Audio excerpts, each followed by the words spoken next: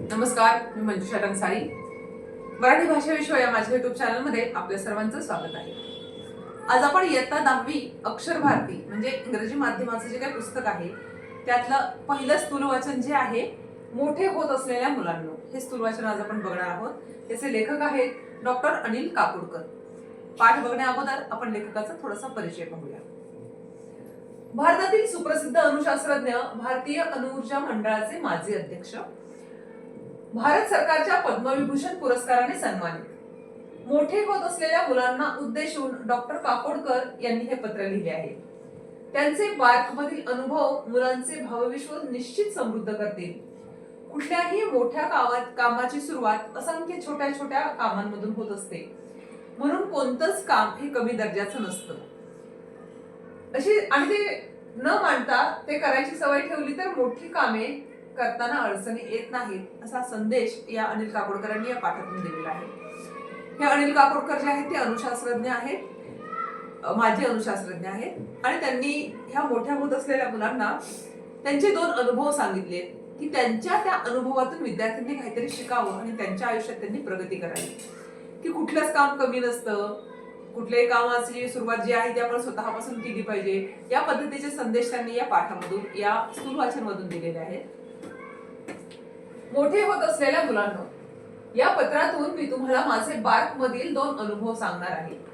मला खात्री आहे माझे हे 2 अनुभव तुम्हाला अधिक अभ्यास करून तुमच्या भूमिका निश्चित करायला मदत करतील. तर मुलांनो, आधी मी माझे 2 अनुभव सांगतो. हे दोनही अनुभव मी कॉलेज संपून बार्क मधील ट्रेनिंग स्कूलला गेलो तेव्हाचे आहेत. अरे हो, बार्क म्हणजे काय हा प्रश्न तुम्हाला पडला असेल. सांगतो.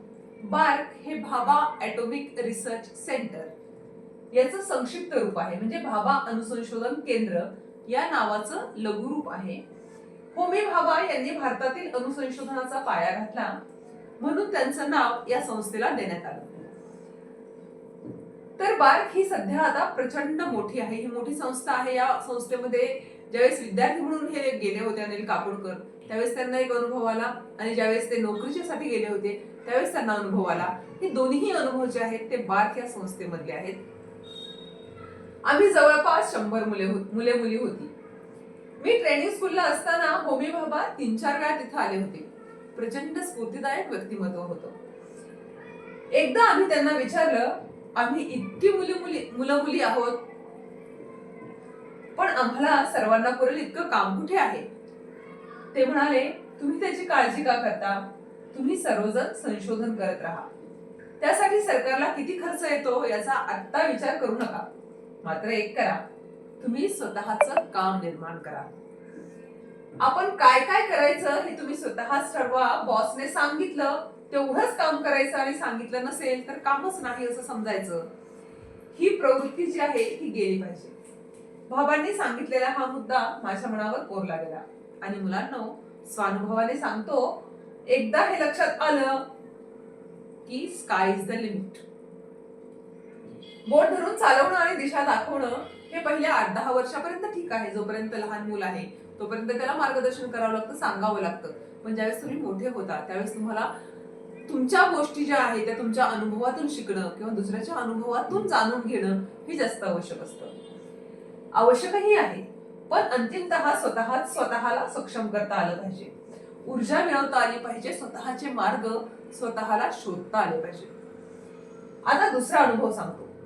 ट्रेनिंग स्कूल मधील प्रशिक्षण संपवून मी बार्कमध्ये इंजिनियर म्हणून जॉईन झालो. आता पहिला जो अनुभव होता ते ज्यावेळेस विद्यार्थी होते त्यावेळेस आहे. दुसरा अनुभव ते स्वतः ज्यावेळेस इंजिनिअरिंग पूर्ण करून इंजिनियर म्हणून नोकरीला लागले होते बार्कमध्येच, तिथला आहे. तिथे मेटलायझिंग प्रक्रियेवर मला काम करण्यास सांगण्यात आलं. आमच्याकडे त्यासाठी यंत्रसामुग्री होती, पण कोणीही ती वापरली नव्हती. म्हणून मी म्हणालो, मी यावर काम करतो, पण त्यासाठी मला एक वेल्डर आणि एक फोरमन यांची गरज आहे. तेव्हा ते मला सांगण्यात आलं, तुला आता काहीच मदत मिळणार नाही, सगळं तुलाच करावं लागेल. यावर मग त्यांनी त्या कार्यक्रमाची पण कोणीही ती वापरली नव्हती. म्हणून मी म्हणालो, मी यावर काम करतो, पण त्यासाठी मला एक वेल्डर व फोरमन यांची गरज आहे. तेव्हा मला सांगण्यात आलं, तुला आता काहीच मदत मिळणार नाही, तुला स्वतःला सर्व करावं लागेल. वरिष्ठांची आज्ञा म्हणून मी सुरुवात केली आणि बरीच धडपड करून ते काम पूर्ण केलं. मग त्यांनी त्या कार्यक्रमाची व्याप्ती वाढवली, हे करूया ते करूया असं बरंच काय काय म्हणाले. आणि मग विचारलं, आता तुला काय पाहिजे? आणि आता मी म्हणालो, म्हणजे लेखक म्हणाले या ठिकाणी, की आता मला काहीच नकोय, आता मी सगळं माझं मी करू शकतो.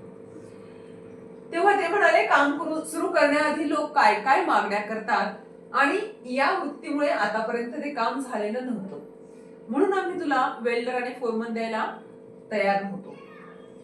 कारण मात्र आता तुझ्या हाताखाली पाहिजे तेवढे लोक घे, कारण त्यांनी पाहिलंय की तू स्वतः हे काम करतोयस आणि आता ते तुझं ऐकतील. आपण बऱ्याचदा नुसतं काम न करता जर ऑर्डर सोडली, दुसऱ्यांना कामं सांगितली, तर ती लोक कामं करत नाहीत किंवा प्रामाणिकपणे ती कामं होत नाहीत. त्यामुळे आधी स्वतःपासून काम करायला सुरुवात केली पाहिजे, स्वतःने तो कामाचा मार्ग लोकांना दाखवून दिला पाहिजे, त्यावेळेस लोक तुमच्या पाठीमागे बरोबर येतात. थोडक्यात काय तर तुम्ही करू शकता हे आधी दाखवा, मग इतरांना काम सांगा. आपल्याला येत नसताना दुसऱ्यांना काम सांगणं योग्य नाही. हा धडा त्या दुसऱ्या अनुभवातून मी शिकलो. तर मुलांनो, हे दोन्ही अनुभव जवळपास 50 वर्षापूर्वीचे आहेत. छोटेसेच हे अनुभव आहेत, ते आजही त्यांना खूप महत्वाचे वाटतात. आणि यातील आशय तुम्ही आत्ताच नीट समजावून घेतलात तर मोठे होण्याच्या प्रक्रियेत तुम्हाला त्याचा फायदाच होईल याची मला खात्री आहे. म्हणजे हे अनुभव जरी अनिल काकोडकरांचे असले तरी त्या अनुभवातून विद्यार्थ्यांनी काहीतरी शिकावं.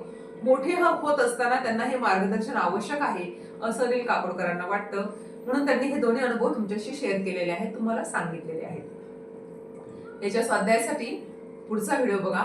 तोपर्यंत लाईक, शेअर, कमेंट करायला विसरू नका. धन्यवाद.